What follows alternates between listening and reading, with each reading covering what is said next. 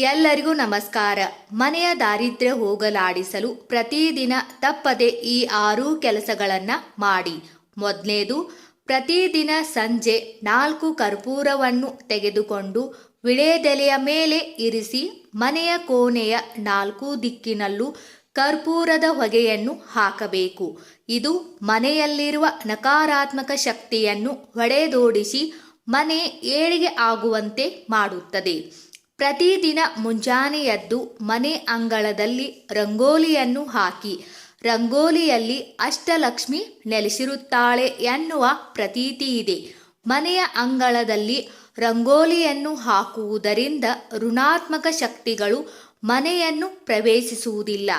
ಇದರೊಂದಿಗೆ ಮನೆಯ ಸಂಪತ್ತು ಇನ್ನೂ ವೃದ್ಧಿ ಆಗುತ್ತದೆ. ಮನೆ ನೆಲ ಒರೆಸುವಾಗ ಆ ನೀರಿಗೆ ಸ್ವಲ್ಪ ಅರಿಶಿನ ಪುಡಿ ಹಾಗೂ ಕಲ್ಲುಪ್ಪನ್ನು ಹಾಕಿಕೊಂಡು ನೆಲ ಒರೆಸುವುದರಿಂದ ಮನೆಗೆ ತುಂಬ ಒಳ್ಳೆಯದು. ಹಾಗೂ ಆ ನೀರನ್ನು ಶೌಚಾಲಯಕ್ಕೆ ಚೆಲ್ಲಬೇಡಿ, ಯಾವುದಾದರೂ ಸಸ್ಯಕ್ಕೆ ಹಾಕಿ.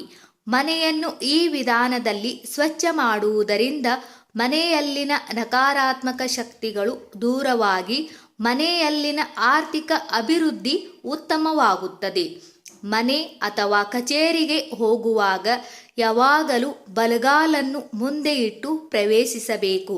ಇದು ವಾಸ್ತು ಪ್ರಕಾರ ಹಾಗೂ ಶಾಸ್ತ್ರದ ಪ್ರಕಾರ ಶುಭವಾಗಿದೆ. ಇದರಿಂದ ನೀವು ಯಶಸ್ಸಿನ ಹಾದಿಯನ್ನು ಪ್ರವೇಶಿಸಬಹುದು ಹಾಗೂ ಇದರಿಂದ ಮನೆಗೂ ಹಾಗೂ ಮನೆಯ ಆರ್ಥಿಕ ಸ್ಥಿತಿ ಉತ್ತಮವಾಗುತ್ತದೆ.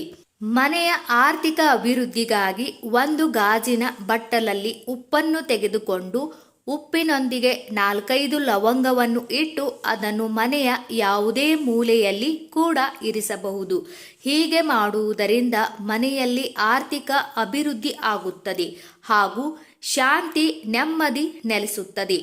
ವಾಸ್ತು ಪ್ರಕಾರ ಮನೆಯಲ್ಲಿ ಯಾವುದೇ ಆಹಾರ ವಸ್ತುಗಳ ಡಬ್ಬಿ, ಉಪ್ಪು, ಸಕ್ಕರೆ, ಬೆಲ್ಲ, ಅಕ್ಕಿ ಇತ್ಯಾದಿ ಖಾಲಿಯಾಗಬಾರದು. ಅದರಲ್ಲೂ ಮುಖ್ಯವಾಗಿ ಅಕ್ಕಿ ಡಬ್ಬ ಹಾಗೂ ಮುಂತಾದ ದವಸ ಧಾನ್ಯಗಳು ಖಾಲಿ ಆಗಬಾರದು. ಇದರಿಂದ ನಿಮ್ಮ ಅಭಿವೃದ್ಧಿಗೆ ತಡೆಯಾಗುತ್ತದೆ. ಹಾಗಾಗಿ ಮನೆಯಲ್ಲಿ ಆಹಾರ ದವಸ ಧಾನ್ಯಗಳ ಡಬ್ಬಿಗಳು ತುಂಬಿಕೊಂಡಿದ್ದರೆ ಆರ್ಥಿಕ ಅಭಿವೃದ್ಧಿ ಉತ್ತಮವಾಗಿರುತ್ತೆ ಎನ್ನುವ ನಂಬಿಕೆ ಇದೆ. ಸ್ನೇಹಿತರೆ, ಈ ವಿಡಿಯೋದಲ್ಲಿರುವ ಎಲ್ಲ ಮಾಹಿತಿ ನಿಮಗೆ ಇಷ್ಟವಾದರೆ ದಯವಿಟ್ಟು ನಮ್ಮ ಚಾನೆಲ್ ಸಬ್ಸ್ಕ್ರೈಬ್ ಮಾಡಿ, ವಿಡಿಯೋಗೆ ಲೈಕ್ ಮಾಡಿ, ವಿಡಿಯೋನ ಶೇರ್ ಮಾಡಿ. ಎಲ್ಲರಿಗೂ ಧನ್ಯವಾದಗಳು.